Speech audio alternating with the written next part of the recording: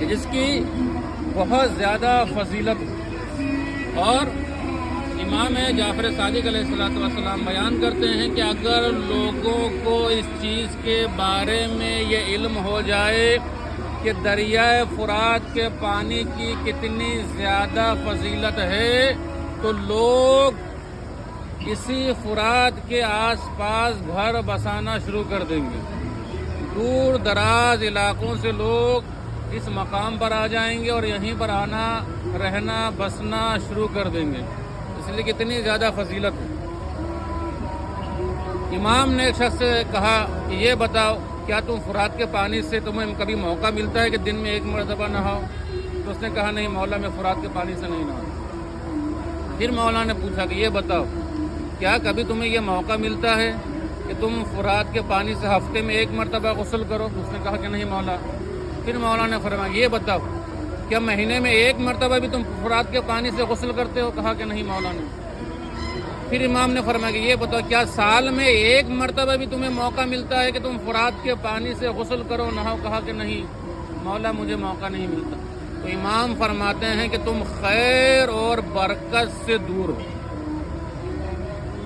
تم خیر اور برکت سے دور ہو، اس لیے کہ فرات کے پانی سے اگر نہاؤ گے غسل کرو گے تو اس میں برکت بھی ہے، تمہاری جسم کی ساری بیماریاں دور ہو جائیں گی۔ اور جیسے کہ میں نے اس حدیث کو بیان کیا آپ کے سامنے کہ اگر لوگوں کو اس پانی کی فضیلت کے بارے میں علم ہو جائے تو لوگ دور دراز علاقوں سے اپنے آشیانوں کو چھوڑ کر اسی جگہ پر آئیں گے، اسی فرات کے کنارے جو اپنا گھر بسا کر رہنا شروع کر دیں گے، زندگی گزارنا شروع کر دیں گے۔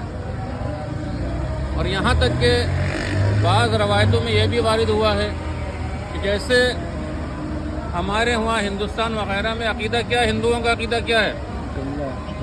ہندوؤں کا عقیدہ کیا ہے کہ اگر ہم گنگا میں نہا لیں گے تو پوتر ہو جائیں گے، پاک ہو جائیں گے۔ اصل جو یہ حدیث ہے یہ ہماری کتابوں میں موجود ہے، جس کے بارے میں بیان کیا جاتا ہے، امام کی حدیث ہے کہ اگر کوئی انسان فرات کے پانی سے غسل کرتا ہے تو وہ اس طریقے سے پاک اور پاکیزہ ہو جاتا ہے کہ جیسے ابھی وہ ماں کے شکم سے پیدا ہوا۔ یہ روایت موجود ہے، یعنی اتنی زیادہ فضیلت ہے۔ آپ غسل کر رہے ہیں فرات کے پانی سے، لیکن گناہ آپ کے ختم ہو جا رہے اس فرات کے پانی سے نہانے کی وجہ سے۔ بہت زیادہ اس کی فضیلت بیان کی گئی ہے۔ اور یہ جو نہر ہے جس کے بارے میں بیان کیا جاتا ہے یہ دریائے فرات سے اسے کاٹ کر لایا گیا ہے، اس لیے کہ القمی جو عباسیوں کا آخری وزیر تھا، اور پیغمبر اسلام کے زمانے میں جب پیغمبر اسلام کربلا کے واقعے کو بیان کر رہے تھے کہ اس طرح کربلا کی زمین ہوگی اور وہاں ہمارا نواسہ امام حسین علیہ السلام 3 دن کا بھوکا پیاسا شہید کیا جائے گا، ایک قطرہ پانی نہیں دیا جائے گا، تو جیسے ہی القمی کے دادا نے اس خبر کو سنا وہ گریہ کرنے لگا، کیا ایسا بھی ہو سکتا ہے؟ کیا ایسے بھی مسلمان ہوں گے جو آپ کے نواسوں کے رسول کے نواسوں کے اسی کربلا کے میدان میں بھوکا پیاسا ان کو ذبح کیا جائے گا، شہید کیا جائے گا؟ القمی رونے لگا اور اس نے قسم کھائی کہ اگر مجھے موقع ملا تو میں ایک نہر کو کھود کر لے کر آؤں گا کربلا تلک، تاکہ جب امام حسین علیہ السلام 2 محرم کو سرزمین کربلا وارد ہوں تو امام حسین علیہ السلام کے لیے پانی میسر ہو۔ تو لہٰذا القمی نے اس نہر کو جو اصل فرات وہاں سے کھود کر یہاں تک لے کر آیا۔ کیوں لے کر آیا؟ اس لیے کہ اس نے جب پیغمبر اسلام سے اس حدیث کو سنا کہ امام حسین اسی کربلا کے چٹیل میدان میں بھوکے پیاسے شہید کیے جائیں گے تو اس سے برداشت نہیں ہوا، رونے لگا، گریہ کرنے لگا، تڑپنے لگا، مچلنے لگا، اور القمی نے اس نہر کو کھود کر یہاں لے کر آیا۔ اس وجہ سے اس نہر کو نہر القما یا نہر القمی کہا جاتا ہے، اس لیے کہ القمی جو ایک شخص کا نام ہے کہ جو عباسیوں کا آخری وزیر تھا، اور اس نے جو اس نہر کو جو ہے کھودنے کا حکم دیا، تو لہٰذا یہ نہر جو آپ کے سامنے موجود ہے اسے نہر القما کہا جاتا ہے، یا آپ نہر القمی کہیے۔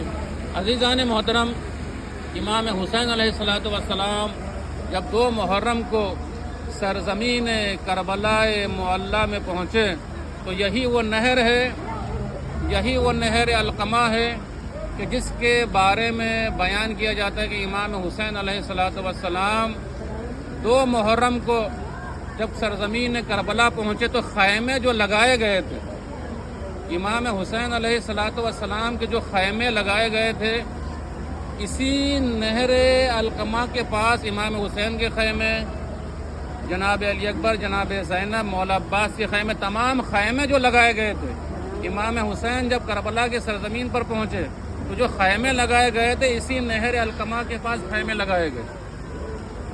کیوں لگائے گئے؟ اس لیے کہ امام حسین علیہ السلام کے ساتھ بھی ان کے 72 ساتھی موجود تھے، انہیں پانی کی ضرورت تھی، اس لیے کہ امام حسین علیہ السلام جب کربلا پہنچے اور جب ہر نے امام حسین کا راستہ روکا، جب امام حسین نے محسوس کیا کہ ہر کا لشکر پیاسا ہے تو امام حسین نے سارا پانی ہر کے لشکر کو پلا دیا۔ امام حسین اسی کربلا کی سرزمین پر پہنچے، تمام خیمے یہاں لگائے گئے، لیکن عزیزان گرامی، جب ابن سعد کو پتا چلا کہ خیمے فرات کے کنارے موجود ہے، لہذا اس نے حکم دیا کہ یا تو یزید کی بیعت کر لو یا پھر خیمے یہاں سے ہٹا لیے جائے۔ عزیزان محترم، حسین ابن علی نے اسی کربلا کے سرزمین سے ندا بلند کی کہ میں بھلے ہی خیمے یہاں سے اٹھا لوں گا، لیکن یزید پلید کی بیعت میں کبھی نہیں کر سکتا، کبھی نہیں کروں گا۔ عزیزان محترم، امام حسین علیہ السلام نے کہا کہ مجھے بچوں کے پیاسے رہنا برداشت ہے، لیکن میں یزید کی بیعت نہیں کر سکتا۔ امام حسین علیہ السلام نے خیمے یہاں سے ہٹا لیے۔ خیمے پھر کہاں لگے؟ انشاءاللہ آپ لوگ جب جائیں گے امام حسین علیہ السلام کا جہاں روضہ ہے باب القبلہ، اسی کے سامنے خیمہ گاہ حسینی آج بھی موجود ہے، خیمے یہاں سے ہٹا لیے گئے۔ عزیزان گرامی، مجھے مصائب پڑھنے کی ضرورت نہیں ہے، آپ کس نہر کے کنارے موجود ہیں